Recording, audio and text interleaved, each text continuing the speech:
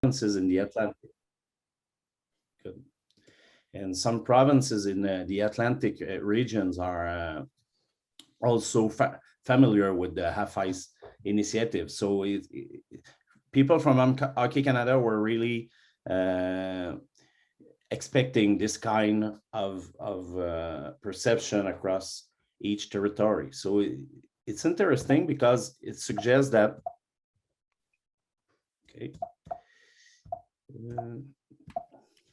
little problem with my slides. Okay, what's next? So it's interesting because this suggests that implementing half-ice gameplay should maybe need different ways of introducing things from one territory to another, because people are not at the same point.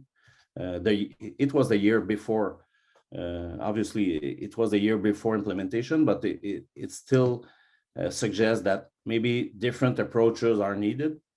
And the next step is to go further to verify how children enjoy the half-ice gameplay and how they are engaged in, and how they have fun during games and practice, and how coaches interact during the implementation of this model. So it's quite interesting, and it's the next step that we intend to go further in our research.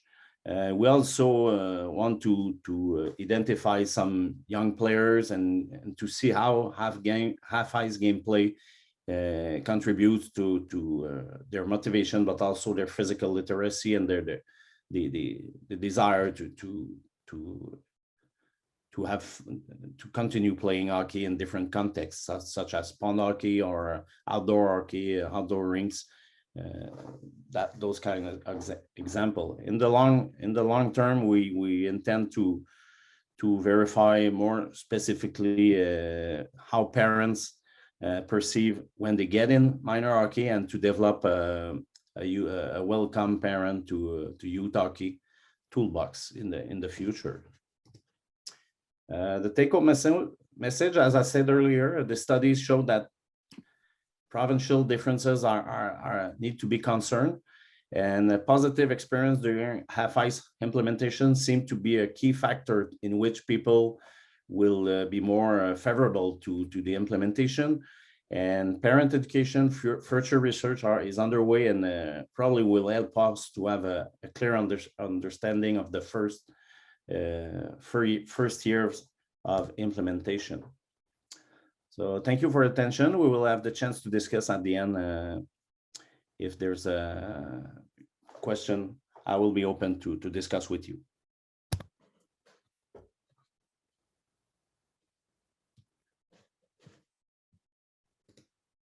Good. So I will leave Vincent, who's the next. I think it's Vincent as the second presenter, and Taylor as the third. Vincent, tu veux prendre la parole, c'est bon? Ouais. I think Cheryl is supposed to share my video. That's what she said to me the other day. So I don't know if she's there or someone from the committee.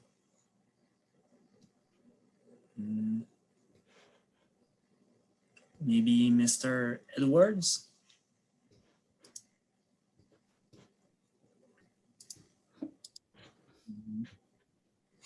Tu l'as-tu dans tes fichiers, Vincent?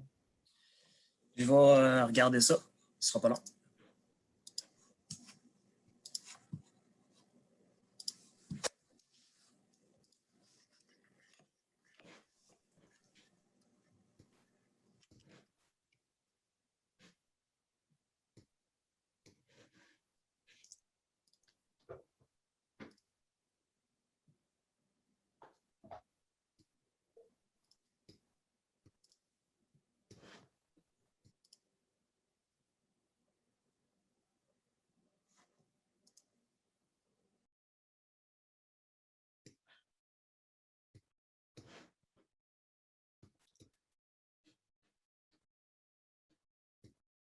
Is there someone from the conference who maybe has the Vincent materials to present, because he have sent Cheryl his video file of the presentation, but it seems that we don't have it. But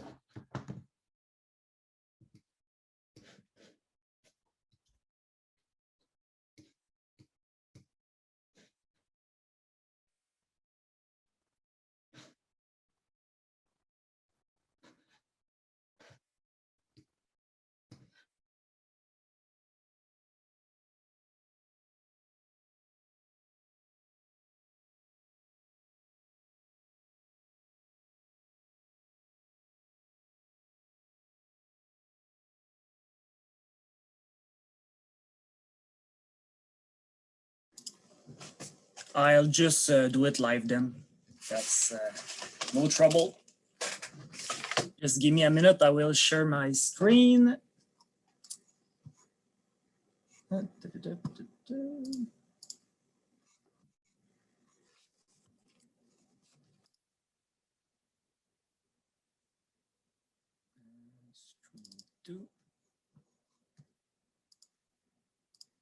So, is everyone able?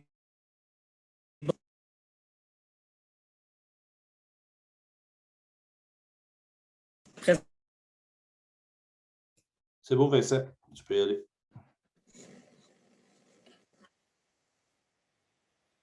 Okay. So, my presentation of today will talk about relative age effect.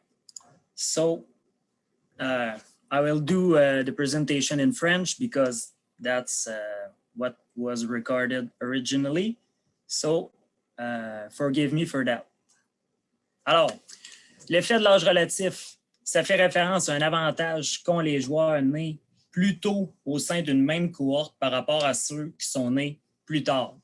C'est un biais dans la sélection des athlètes où ceux qui sont nés dans les mois qui suivent le début de la période de sélection sont avantagés par rapport à ceux qui sont nés à la fin. Assez simple comme représentation. C'est d'ailleurs Larouche qui l'a donné en 2010. Si je prends l'exemple du hockey canadien et du hockey québécois, ontarien, le hockey canadien en général, le début de la période de sélection, c'est simple, c'est le 1er janvier. Donc, les joueurs qui sont nés, par exemple, un joueur qui est né, par exemple, le 2 janvier est pratiquement un an plus vieux que le joueur qui est né le 29 décembre de la même année. Cependant, il évolue dans la même catégorie. Donc, on peut se douter qu'il peut avoir un avantage d'être né plus tôt dans la période de sélection. C'est un biais qu'on retrouve aussi en éducation, que ce soit dans un programme de langue, d'un programme d'ingénierie ou tout simplement dans les écoles privées qui ont un meilleur, qui sont plus contingentées. Et c'est aussi présent à l'intérieur de d'autres sports, et ce, un peu partout sur la planète, que ce soit le handball, le basketball, le soccer. Donc, il y en a en Europe, il y en a en Russie, il y en a en Amérique du Nord. C'est un phénomène mondial. Donc, en regardant ce phénomène-là, on s'est demandé, est-ce que les joueurs qui sont nés plus tôt durant la même période de sélection vont être perçus... non, excusez-moi, c'est pas ça que... Donc, ce que la recherche dit au niveau du hockey, c'est que les joueurs qui sont nés plus tôt dans la période de sélection vont recevoir plus de visibilité des recruteurs, des directeurs généraux, des entraîneurs. Ils vont être perçus comme étant plus talentueux, aussi plus forts physiquement et, overall, des meilleurs joueurs de hockey. Mais ce qu'on s'est demandé, nous, notre équipe de recherche, c'est est-ce qu'ils sont vraiment? Est-ce qu'ils sont vraiment plus forts? Est-ce qu'ils sont vraiment plus talentueux? Est-ce qu'ils performent plus? Puis est-ce que surtout le phénomène d'avantage d'âge relatif va avoir un impact sur des variables psychosociales reliées au développement sportif, comme par exemple les perceptions de soi au niveau sportif, mais aussi les attitudes par rapport à la pratique du hockey sur glace. Donc, quelles conséquences pourra avoir l'effet d'âge relatif sur le développement des joueurs à court, mais aussi à moyen terme lorsqu'ils arrivent après ça à l'âge junior? Donc, les objectifs, c'était d'établir la prévalence de l'effet de l'âge relatif au hockey mineur, mais aussi au hockey junior majeur, donc CHL. 2, c'était de mesurer l'impact de l'effet de l'âge relatif sur les attitudes, les perceptions de soi des joueurs. Et 3, mesurer l'impact sur les performances réelles et mesurables au hockey junior ainsi que le gabarit des joueurs. Donc, méthodologie pour répondre à ces questions, on a mené 2 études. Donc, premièrement, une étude qui a été faite à l'aide d'une cueillette par questionnaire où est-ce qu'on a réussi à atteindre environ 440 joueurs âgés entre 12 et 17 ans, œuvrant tous les niveaux de difficulté, toutes les régions aussi du Québec. Donc, on avait un échantillon qui était urbain, rural, un peu de compétitif, un peu de récréatif, un peu d'élite aussi. Et on leur a administré un questionnaire qui portait sur les perceptions du soi physique et les attitudes par rapport au hockey. Dans notre deuxième étude, ce qu'on a fait, c'est qu'on a extrait les résultats d'une banque de données qui s'appelle PIC224, qui fournit des statistiques sur l'ensemble de la Ligue canadienne de hockey. On s'est servi des statistiques de l'année 2018-2019. Juste mentionner que notre cueillette par questionnaire avec les joueurs de hockey, tout ça a été réalisé avant le COVID-19, ce qui facilitait beaucoup les cueillettes de données. Donc, résultat de notre étude 1. Premièrement, on s'est rendu compte que les joueurs nés en Q3 et Q4, premièrement, je vais définir qu'est-ce que Q3, Q4. On a simplement scindé l'année en 4 quarts, c'est-à-dire janvier, février, mars, premier quart, avril, mai, juin, deuxième quart, etc., etc. Donc, les joueurs qui sont nés en Q3, Q4, c'est-à-dire de juillet à décembre, ceux qui sont nés plus tard dans l'année, ils représentent seulement 41% des joueurs au hockey mineur. C'est significatif, il y a vraiment un effet d'âge relatif.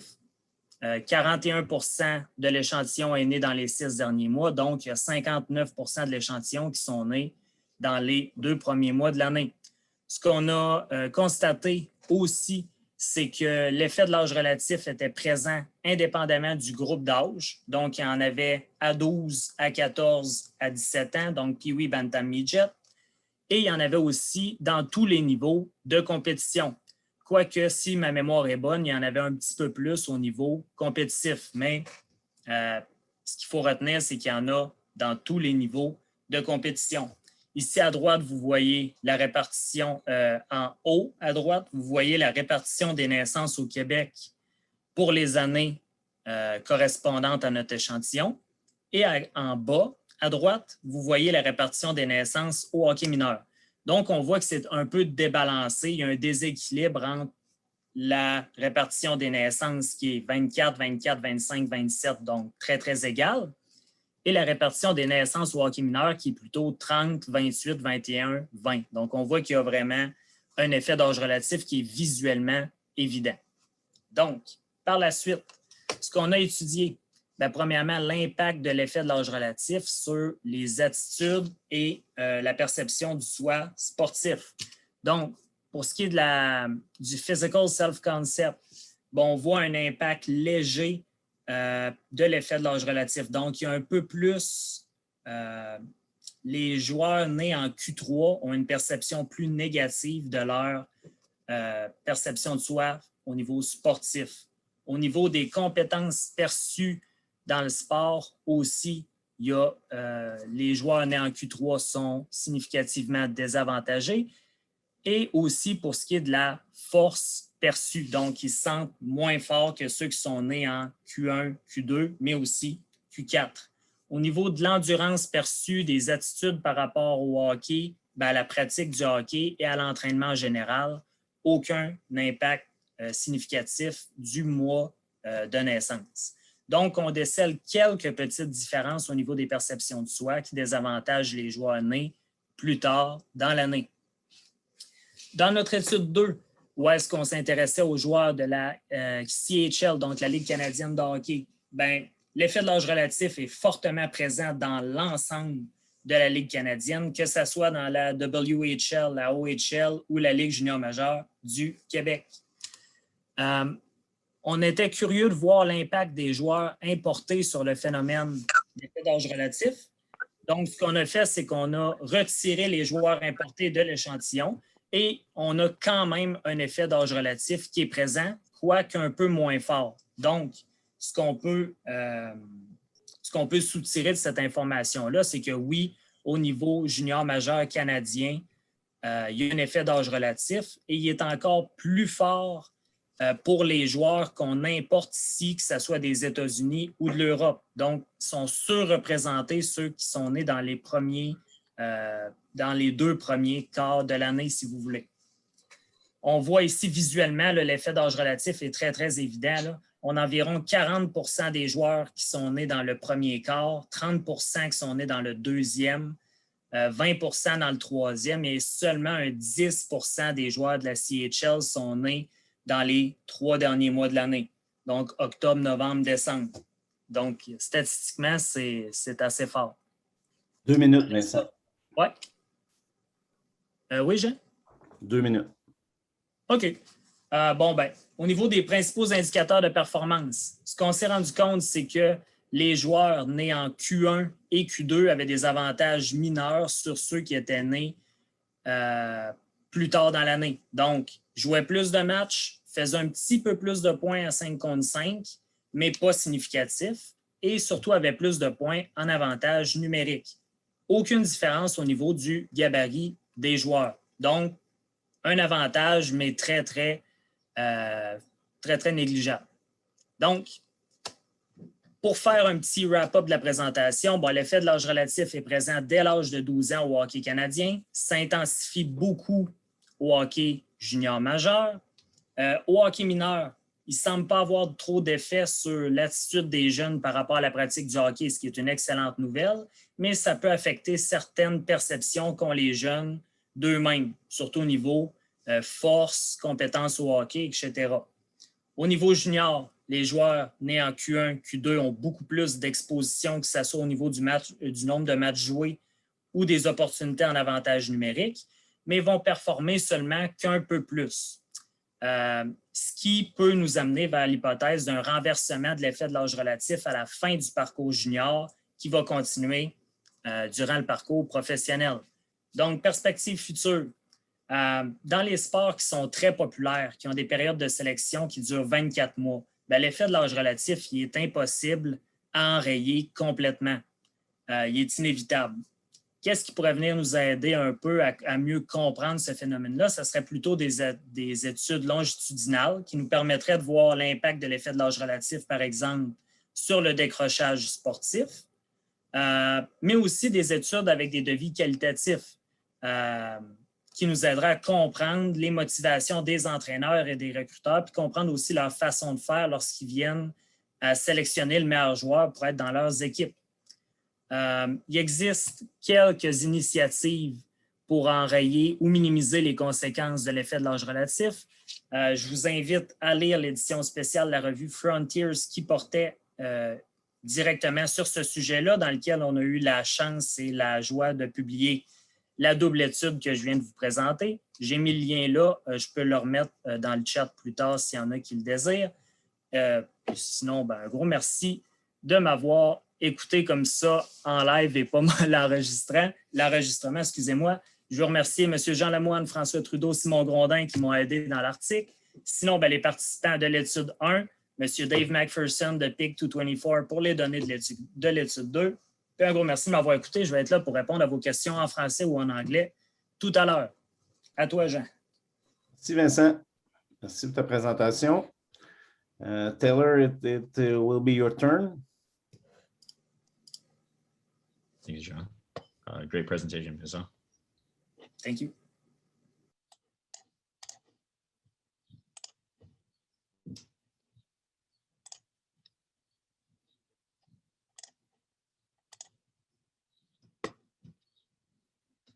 All right.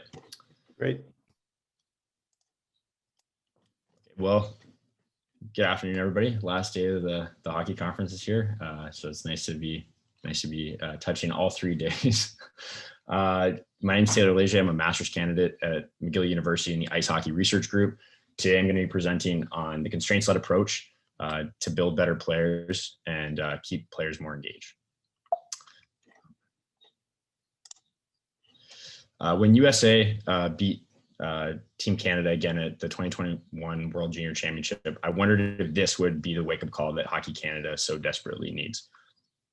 Over the past 10 years, the number of Canadian medals at World Junior Championships have almost been cut in half. Hockey participation numbers are decreasing despite increased female participation.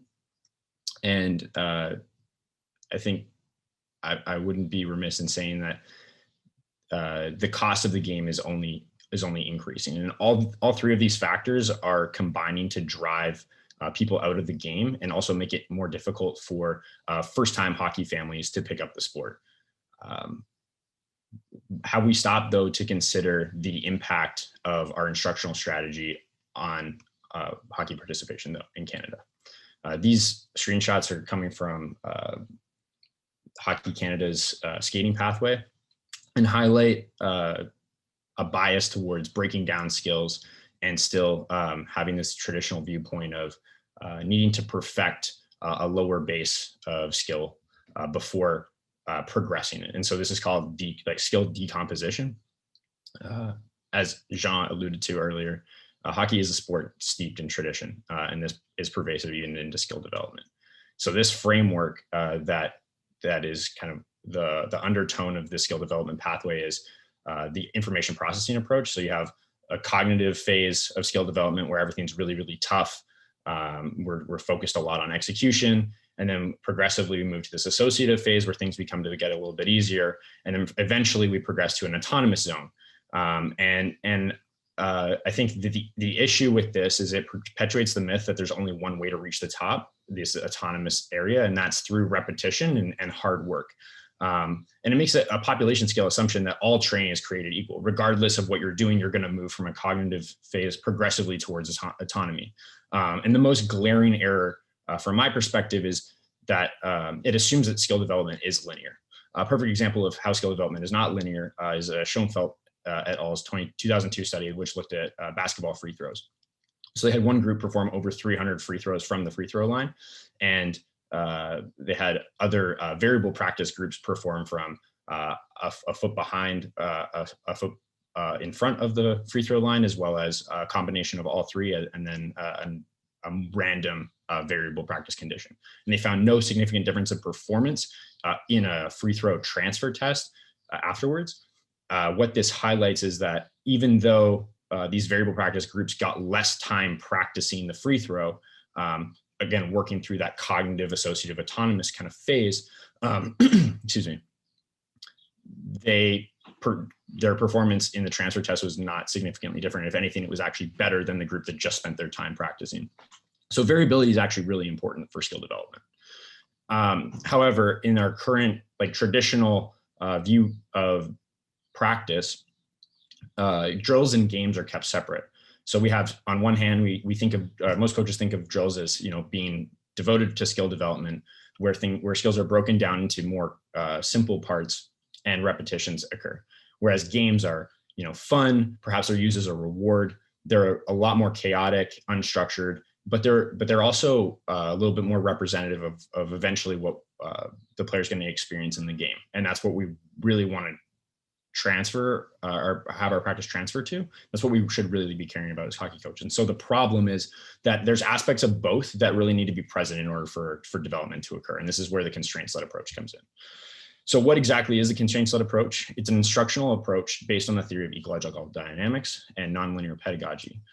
That one views action as being shaped through the interaction of individual, task, and environmental constraints, the unique relationship between perception and action within the individual and those individuals' attractor states. And second, it advocates for the utilization of affordances, that is the actions which are made more readily accessible by these constraints, rather than overt instruction in order to shape technique and behavior. So the way that this constraints framework is set up is we see that they're and we see this constraints triangle where we have aspects of the environment, individual, and task coming together to create a unique landscape. So examples of environmental constraints are things that don't change across tasks. So for example, the temperature or the friction of the surface, the plane surface. So like ice is obviously different from a hardwood floor. right? Task constraints could be the number of players in a game, but also the rules of the game, how the game's explained. Those are all examples of task constraints. And then individual constraints could be structural, such as an individual's height, weight, size, or could also be cognitive, so like a level of attention. And so these constraints, or the affordances of these constraints, are then passed through to a perception action loop, or what Newell calls the perceptual motor workspace, whereby the information kind of coming up from, so it's like a bottom up approach instead of just top down. It's not just about what the player is doing through that cognitive associative and autonomous workflow, but rather information from the environment and the task being perceived by the player, and then the relationship between that perception and action needs to come about in order to produce our emergent behavior. And so a really available example of the constraints-led approach in action by manipulating aspects of the environment and task in order to change behavior are cross-ice hockey. I know Jean went into a lot of detail on this. So there's a study a lot of research done by USA Hockey on under 8 side. And they found that cross-ice hockey is associated with 2 times more puck touches, 2 times more pass attempts, and 6 times more shot attempts compared to larger ice play. However, I don't think that this approach goes far enough in really making a space for the coach, right? So in our pipeline, as John alluded to, there is some pushback from coaches, I think in particular, who view this movement towards a games-based approach solely as kind of making them redundant. And I don't think that that's necessarily the argument that should be made. Instead, the role of the coach needs to change. And instead of using them as the knowledge center, we need to use them as a designer who's able to kind of push and pull on these different factors or these different constraints within the environment in order to elicit or pull out the desired behavior from our players. So as a practice designer within the CLA, coaches need to identify skills and abilities that they believe to be important to game performance, design tasks and environments that place demands on these skill sets, or we call these task environment activities, and then reevaluate the design and delivery of these activities based on the behaviors that emerge. An example of this from Zach Nowak, who's a coach at Kent State University. He wanted to work on scanning behavior with his players. So what he did is he had them wear jerseys of all the same color, and they just had they had different colors of tape on the fronts of their helmets. And so they played I believe it was 3 versus 3 or 4 aside small area games. And these scanning behaviors emerged. And so he talks in his video, his talk with USA Hockey, about the perceptions of the players about this specific activity and practice on scanning ability. I won't go into the full video here just because of time, but a really interesting talk that you can find on YouTube from this past year. When you contrast this to the traditional view of teaching scanning with drills, this is a video from Jeff Blashill of the Detroit Red Wings.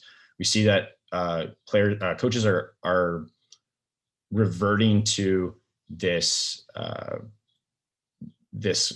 kind of cognitive through autonomous progression. So I'll show a brief clip. One more example.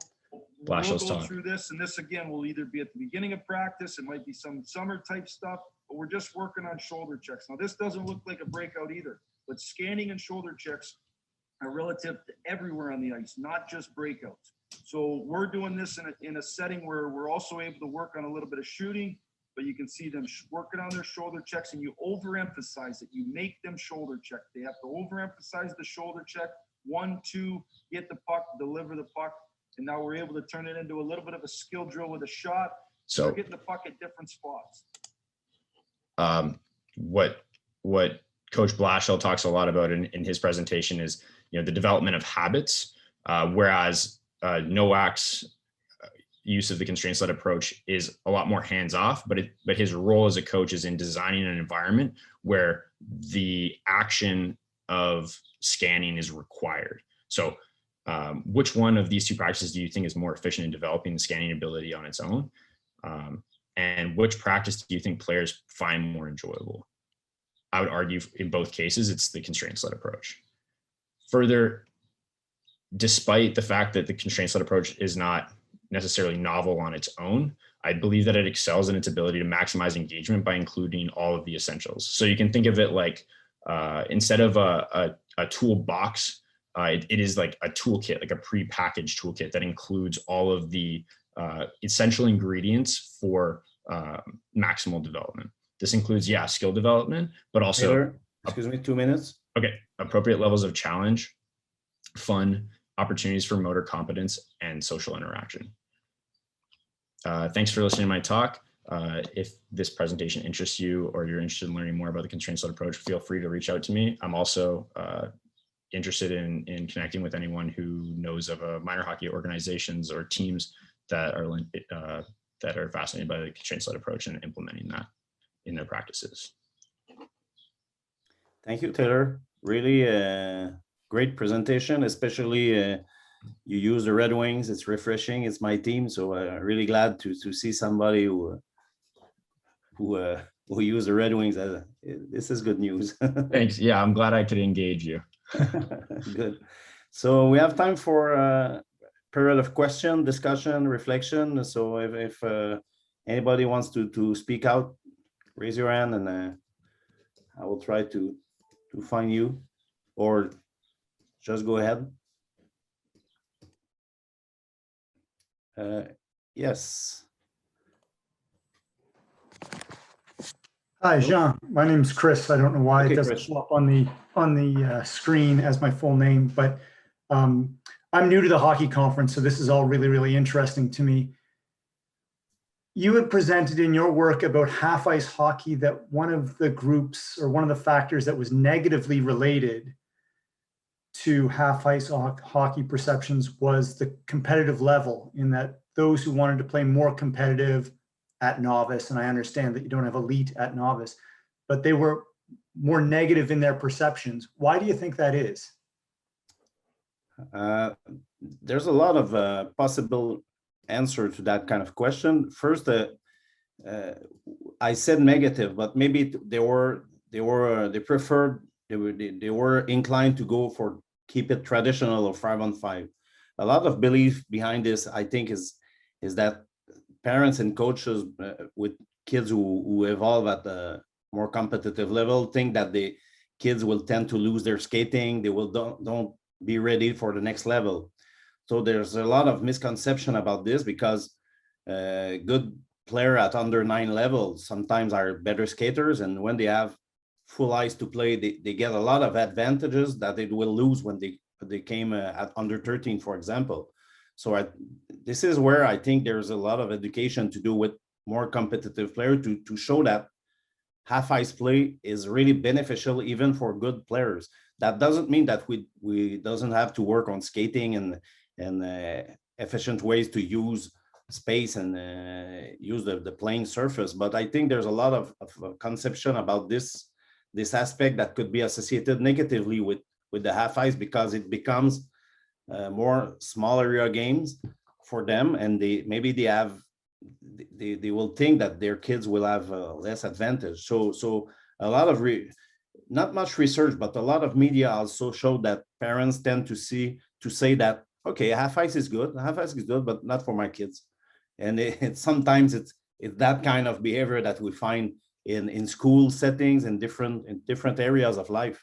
But the main results seem the tendency seem to be, okay, it's good for other kids, but when we are at a high level. And maybe, Chris, just to finish, some provinces try to adapt the half ice model by offering more competitive leagues to play the half of their last season in full ice settings. So it's not a bad way to introduce half ice gameplay. I think in a period of 3 or 4 or 5 next years, maybe sometimes people will don't ask to play full ice. But for now, maybe some people from who participated to the survey already have kids who played a full year on traditional ice, and they perceive it as as a step behind. Thank you. Good.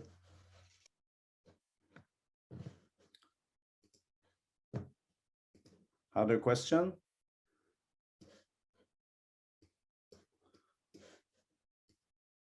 At least I have a comment on Taylor's presentation. Taylor, it was really interesting to bring the constraint-led approach. And oh, I have a question. I keep my comment for the end. Ornelia. Yes, oui, merci. Vincent, je me demandais, tu as mentionné que peut-être dans le futur, le prochain stage serait de conduire une étude qualitative pour comprendre comment les entraîneurs ou bien le recruteur perçoit l'âge des joueurs et tout. Est-ce que tu aurais déjà une idée comment ça, quelle serait leur perception, quelles seraient leurs impressions sans avoir conduit une étude déjà? Ouais, je peux me lancer avec une tentative de réponse. Je pense qu'au niveau, lorsqu'on regarde les joueurs de 12, 13, 14 ans, bien, je pense que l'effet de l'âge relatif, on ne l'a pas mesuré dans notre étude, là, mais si j'avais à le refaire, je le referais. Là. Je pense que les joueurs, dans cette période de puberté-là, d'être nés 9 mois ou 10 mois plus tôt qu'un autre, ça peut avoir des gros avantages au niveau physique.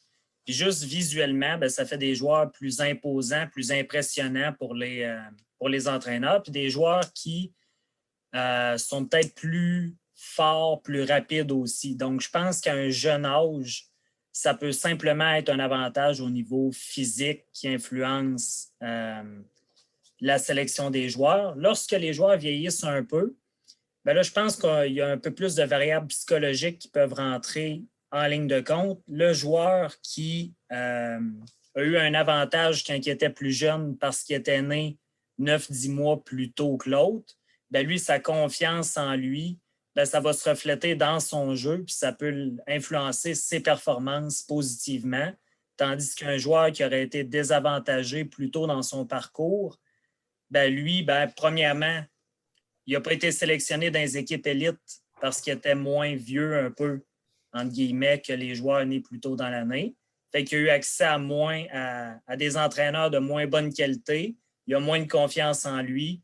Donc, je pense que ça peut avoir des conséquences à plus long terme. Si j'avais à poser des questions à des entraîneurs, bien, je le ferais avec des entraîneurs qui œuvrent avec des jeunes de 12-13 ans, d'autres 15-16 ans, puis d'autres au niveau un peu plus junior majeur pour voir si, un, ils évaluent les mêmes choses, puis deux, est-ce qu'ils ont vraiment est-ce qu'ils connaissent le phénomène d'âge relatif, puis est-ce qu'ils pensent que ça peut avoir un impact sur leur pratique? Donc, c'est ce que j'aurais tendance à faire.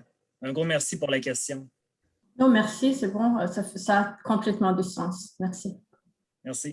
En ayant peut-être pour ajouter un point, le relative age effect dont Vincent a fait mention, nos données nous démontrent des résultats très, très similaires aux premières publications sur l'effet de relatif de l'âge au hockey canadien d'il y a 40 et 50 ans.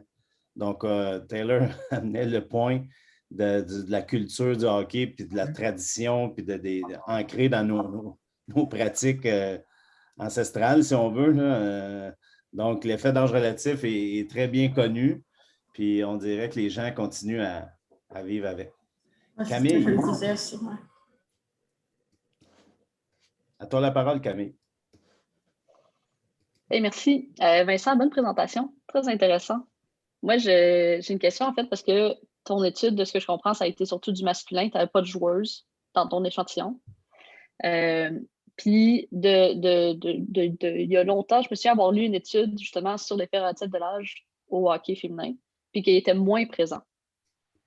Est-ce que tu penses que c'est encore le cas?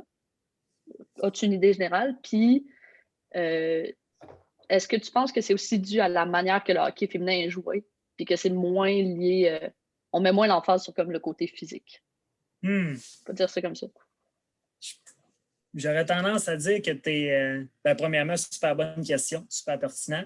L'effet de l'âge relatif, il y en a du côté féminin, du côté masculin, puis ça pour plusieurs sports. Comme tu dis, un petit peu moins fort au niveau du hockey féminin. Je ne peux pas avoir une réponse claire sur pourquoi, sauf que bien souvent, l'effet de l'âge relatif est relié à la popularité d'un sport. Donc, peut-être vu que le hockey, c'est presque une religion chez la plupart des jeunes Canadiens gars, ça le devient peut-être tranquillement pas vite chez les filles, mais c'est un petit peu moins populaire. Donc, je pense que ça pourrait être simplement ça. Ça pourrait être une des réponses possibles, le niveau de popularité.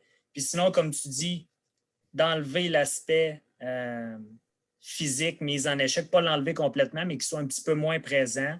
C'est sûr que ça joue gros, là, parce que là, les filles, c'est vraiment leurs habiletés qui les démarquent une de l'autre plus tôt dans le parcours. Puis il y a moins la culture de faut leur faire mal, faut être gros, faut être rapide. C'est un peu plus du hockey de talent, si tu veux. Donc, j'irai avec ça, mais pour vrai, j'aimerais vraiment ça l'étudier. Aucun de nos échantillons nous a permis de le faire, mais dans le futur, ben, ça pourrait être quelque chose qu'on fait ensemble. C'est bon. Ben, merci pour ta réponse. Merci. Alors, merci à tous. Je ne sais pas s'il y a d'autres périodes de questions. J'invite les gens à connecter ensemble. I had a comment on Taylor.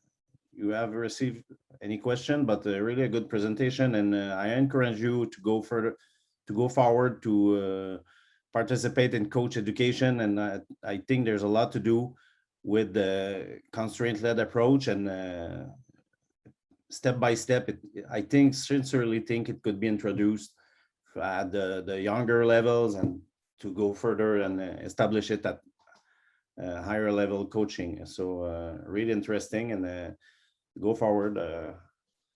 I will try to keep in touch with you to invite you in our next conference at UQTR. Thank you. Yeah, I found a lot of the work from your lab to be especially enlightening, and obviously there are a lot of crossovers there. Like you were mentioning before, like there are a lot of barriers that I've noticed with this approach specifically in hockey, just because of the traditional, very conservative, I would say, view of, okay, well, hockey's played 5-on-5, like, why aren't we playing 5-on-5 and full ice at 8 years old? Like, I don't see a problem with that. And especially if their kids dominating it doesn't lead to questioning, right? I think that's another aspect. You see that within hockey, these countries like Norway, with no real business being at the top of soccer, at the top of being able to compete internationally in hockey, they're able to field a pretty competitive team for their population. And because we've been, hockey's been our sport for so long, I don't think that we have the population of bodies, if you'll say. Actually, I think this is a concept that I learned in Dr. Nzuki-Mana's course at St. FX, is that, you need a big population and few alternatives in order to be really competitive on a global scale. And so what you're seeing is these other countries have developed more efficient models in order to compete with the giants. And we're a giant that is not really adapting because, hey, we're still we're competitive, right? We're not going to question it. But really, it's, the current approach is pushing people out. And the reason that I related it so much to USA Hockey is because USA Hockey has been the one spurring these changes. They were one of the first to, if I'm not mistaken, to implement cross ice hockey and do a lot of research on that and advocate for it. But they've experienced and now they're doing something similar with constraints-led approach in integrating it into their coach education platform. And that's why I got in touch with Zachary, and he was actually on here earlier. I guess he left the call. But some pushback that they're experiencing as well is the perception of this hands-off approach to coaching isn't necessarily, it doesn't match the mental map of what good coaching is, right? So I think that's another issue. But me and Zach are currently working on putting a book together that takes some of this more academic information on this theory and makes it a lot more accessible to coaches so that they can actually just put it into practice and experiment with it. Because I think that once, there are some skills coaches like Brendan Norato, who works with the Detroit Red Wings, and Daryl Belfry, who works with the Toronto Maple Leafs, who are these really kind of up and coming, exciting skills coaches who work with a lot of top end talent. They talk a lot about constraints, but I think, you know, for your average coach sitting on the sideline listening to them, it's all this like smoke and mirrors. It's still confusing. So I think there's a lot of work to be done to bridge that gap and really make this alternative approach that not only is more engaging, but is also probably more democratic in the way that it develops skills, more accessible. You're passionate, and that could be really a popular book in our toolbox. So very good, everyone. It was really a great session, and I was really glad to have the chance to moderate it. So we have a good presentation at noon, so it gave us 2 minutes to transfer from one room to another. Have a good conference to all, and see you on the next hockey conference, hopefully. Thanks, everybody. Bye-bye.